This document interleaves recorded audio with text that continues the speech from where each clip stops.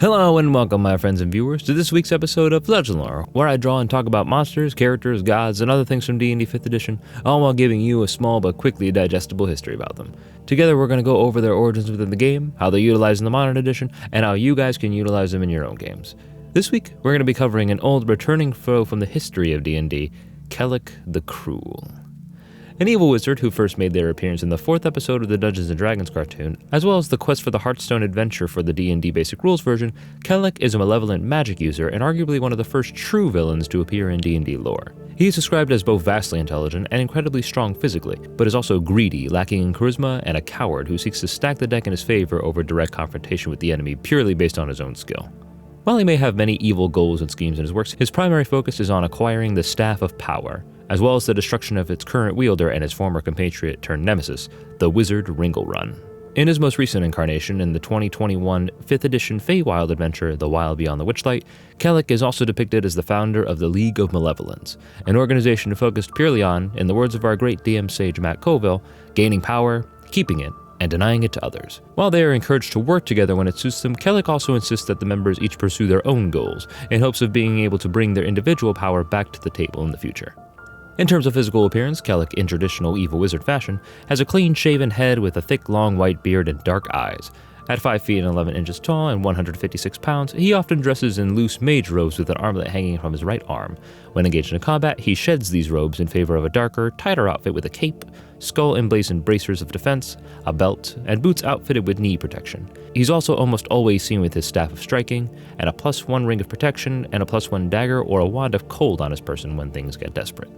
In terms of Kelek's abilities as a mage and a fighter, he is canonically able to cast up to 4th level spells, and knows spells such as Charm Monster, Charm Person, Telekinesis, Fireball, Fly, Haste, Knock, Magic Missile, Mirror Image, Detect Magic, Identify, Shield, Sleep, and Web, all of which are pretty standard in a wizard's repertoire. He's also able to speak Orcish as well as Common, but given his intelligence, I would often recommend giving him a lot more languages than just that. In terms of Kelek's relationships, Kelek's eternal enemy, as I said before, is the wizard Ringlerun, a former adventuring companion of Kelek and a member of the League of Malevolence's antithesis, Valor's Call, which was founded by the knight paladin Strongheart. Once adventuring together with the mutual goal of accumulating knowledge and magical lore, Ringlerun's tricking of a merit into giving him the Staff of Power caused Kelek's true greed and fear of being weak to rise to the surface. He attempted to kill his friend and seize the staff, but failed in the endeavor, earning himself an eternal rival that he would spend all of his life attempting to surpass. His other enemies include all members of the Valor's Call, as well as any good-aligned adventurer who is keen to foil his plans for world domination. Likewise, Kelek's closest allies at the moment are his student in the arcane Skylla, the fighter Warduke, who I have actually covered in a previous legend lore that I've linked above and in the description, the cleric Zargash, the thief Foxfingers, and he also once served as an underling to Venger, the main antagonist of the D&D television show, who we also have not seen in the game since then, at least to my knowledge. Skylla, or Skylla as some people like to pronounce it, is his apprentice mage and was a former student under Ringlerun, the theft of her as a pupil being something that Kelek often brags about. However, while he currently trains her, Kelek does intend to destroy her upon his ascension to High Wizard of his own magic academy. Likewise, Skylla and her warrior protector Warduke intend to betray him in turn once she has accumulated enough power to do so, and once the good heroes of Valor's Call have all been slain. Venger, an immensely powerful sorcerer in the D&D television series, has Kelek reluctantly serve under him in the earlier days. Keen to surpass his master, Kelek seeks to harvest the power of teleportation from local unicorns. Your standard early bad guy fare, but is soundly defeated in a magical duel by Venger when the heroes actually reveal his plans to the archvillain. In regards to Zargash, Foxfingers, and all of the other people in the League of Malevolence, they but serve as convenient allies for the moment. In terms of running Kelek in combat, the stat block provided in Wild Beyond the Witchlight is excellent, allowing him to use most of the action economy, especially when compared to 5th edition's earliest stat blocks. His Sorcerer Bolt and use of the Staff of Striking make him effective at both long and close range. His Arcane Defense reaction is great for mitigating pesky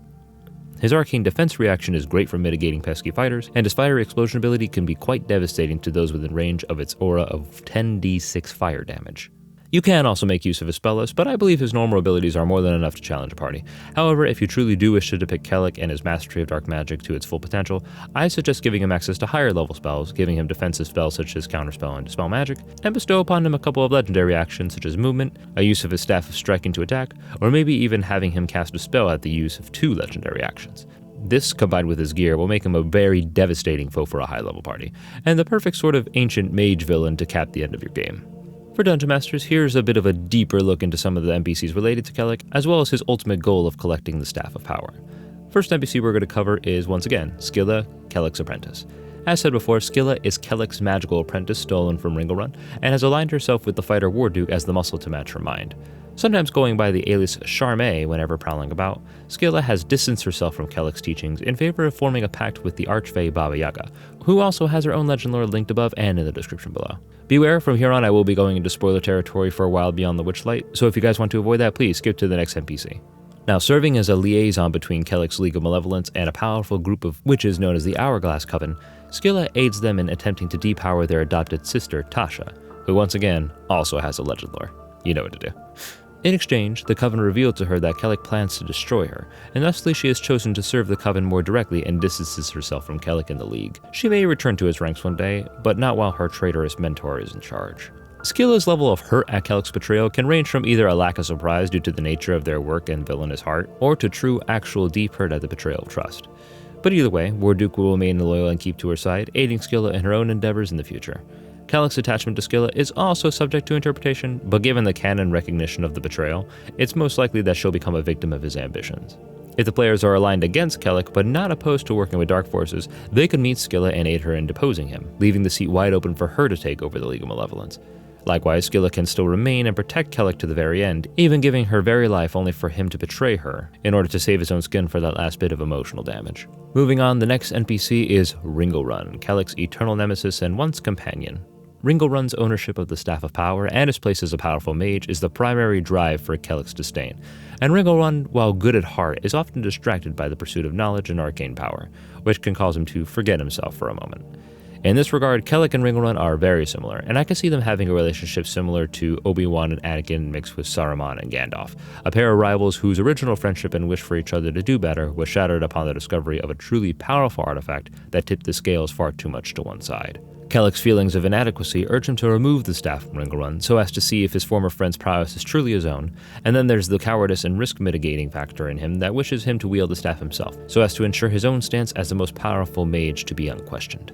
For Kelek, it's on sight upon seeing Ringlerun. The spells come out flying and the two become locked in one of their spectacular magical duels, and one such encounter can be a good way to show your players the higher echelons of magic without them having to be directly in danger.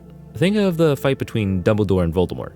Your players watching as two great magical players sling spells and cast powerful arcane magics that rain destruction upon the world around them. Kelek, in his chaotic evil fashion, may even target the players in order to try and use Ringlerun's concern for them against him. Ultimately, from my research, there is no room for reconciliation in Ringlerun's eyes, as his friend has already fallen into the dark, depraved ways of villainy.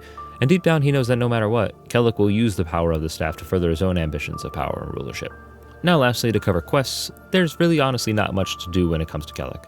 While there are all manner of different evil schemes that he could put forth to the players should they want to align with him, his goals are always going to be to depower or destroy Valor's Call and to get the Staff of Power from Ringlerun and kill him if he can. When the party has reached adequate strength, Kelek will send them to go and put an end to his foe and to retrieve the staff, at which point your players can decide to keep loyal to the Dark Mage or to use the staff against him to claim his seat of power. And finally, for a homebrew magic item this evening, we have the Robes of Kelek. A robe, cape, and mantle formed out of black flowing spectral material and lined with red runic arcane sigils.